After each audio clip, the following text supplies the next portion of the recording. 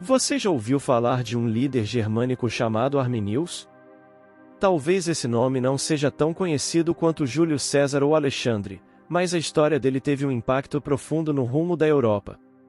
Neste vídeo do canal Além do Tempo, vamos mergulhar em uma das batalhas mais decisivas do mundo antigo, a Batalha da Floresta de Teutoburgo.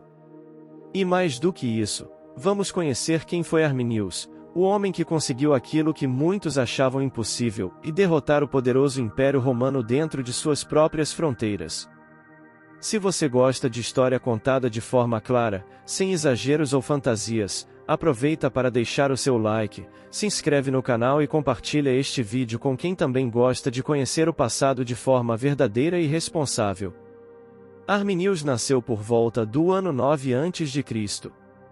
Ele era um membro da tribo dos Queruscos, um povo germânico que vivia na região onde hoje está a Alemanha. O Império Romano, nessa época, estava em plena expansão. Após conquistar a Gália, que é a região da atual França, os romanos estavam avançando para o leste, em direção aos territórios germânicos. Eles queriam transformar aquela área em mais uma província do Império. Como parte da estratégia de Roma para controlar os povos germânicos, muitos jovens dessas tribos eram levados para Roma. Lá, eles recebiam uma educação romana, eram treinados no exército e, muitas vezes, tornavam-se cidadãos do Império.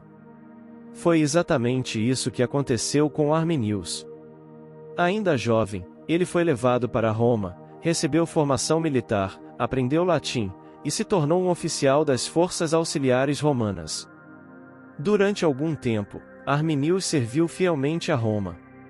Ele participou de campanhas militares, ganhou experiência e até mesmo foi condecorado com o título de cavaleiro romano.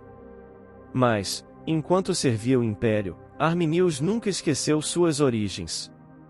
Ele conhecia como ninguém as táticas romanas, seus pontos fortes e fracos. E foi justamente esse conhecimento que, anos depois, usaria contra seus antigos aliados. O cenário da virada começou a se formar no ano 9 d.C. Naquela época, o comandante romano na Germânia era Públio Quintílio Varo.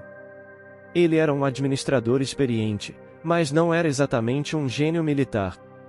Varo acreditava que a região estava pacificada e subestimava o poder das tribos germânicas. Ele tratava os locais com dureza, cobrava impostos, impunha leis romanas e desrespeitava as tradições dos povos germânicos. Arminius, que estava próximo de Varo e era considerado um aliado confiável, começou a articular uma aliança secreta entre várias tribos germânicas. Ele convenceu os chefes tribais de que aquela era a hora de resistir ao domínio romano. A ideia era simples, mas ousada, e atrair o exército romano para uma emboscada e destruí-lo completamente.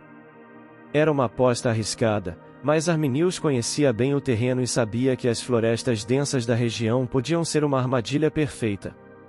A armadilha foi colocada em movimento quando Arminius avisou a Varo sobre uma suposta rebelião de uma tribo germânica distante.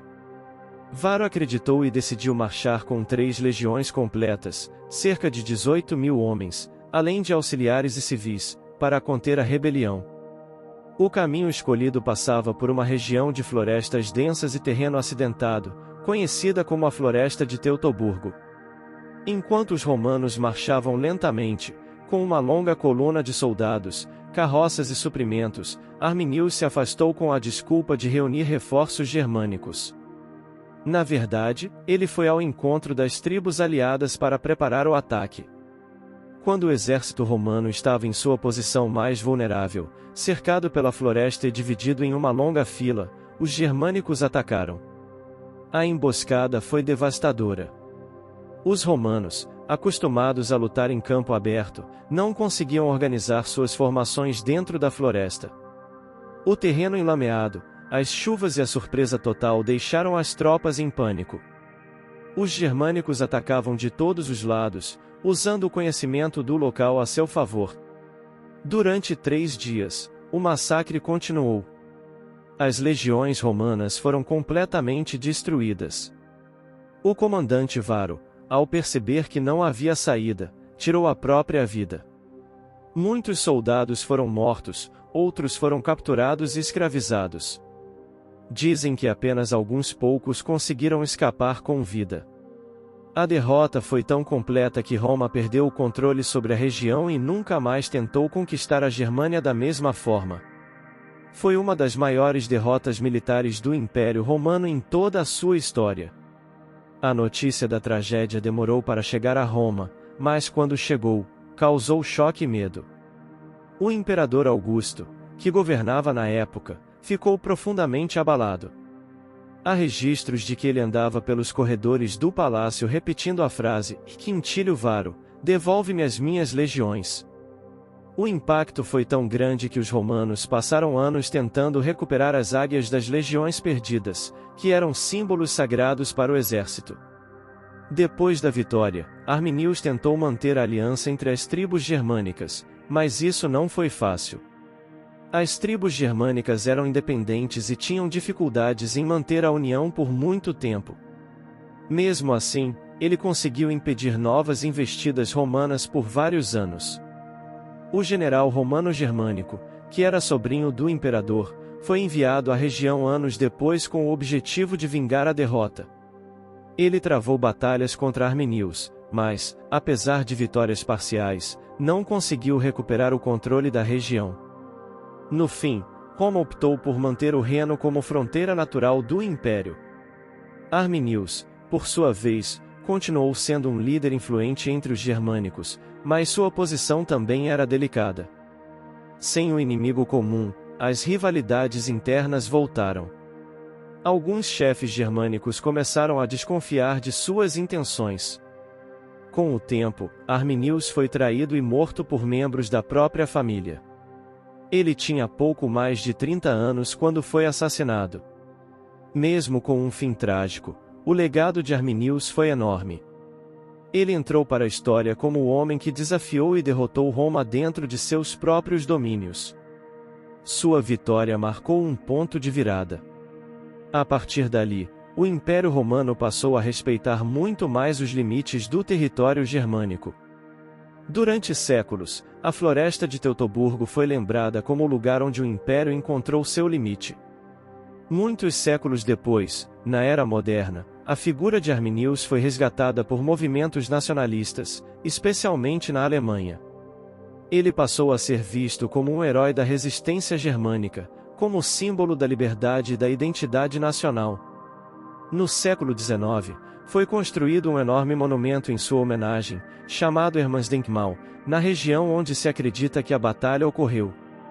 No entanto, é importante lembrar que essa apropriação moderna do passado nem sempre corresponde à realidade histórica. Arminius lutava por sua tribo, não por uma nação unificada, que só existiria muitos séculos depois. Hoje, os historiadores tentam separar o Arminius real do mito que se criou em torno dele. Ele não foi um libertador no sentido moderno, mas um líder tribal com uma causa local. Sua motivação era defender o modo de vida de seu povo contra a dominação estrangeira. Ainda assim, o feito militar que realizou é inegável. Derrotar 3 legiões romanas em um único combate era algo praticamente impensável naquela época. A Batalha da Floresta de Teutoburgo não apenas alterou os planos de expansão de Roma, mas também ajudou a definir a fronteira cultural entre o mundo latino e o mundo germânico. A língua, os costumes, as instituições e até mesmo as futuras divisões políticas da Europa foram influenciadas, em parte, por esse episódio. Arminius é um exemplo de como figuras históricas podem mudar o curso dos acontecimentos, mesmo vindo de origens humildes. Ele conhecia os dois lados e entendia a disciplina e a força de Roma, mas também a resistência e o espírito de sua terra natal.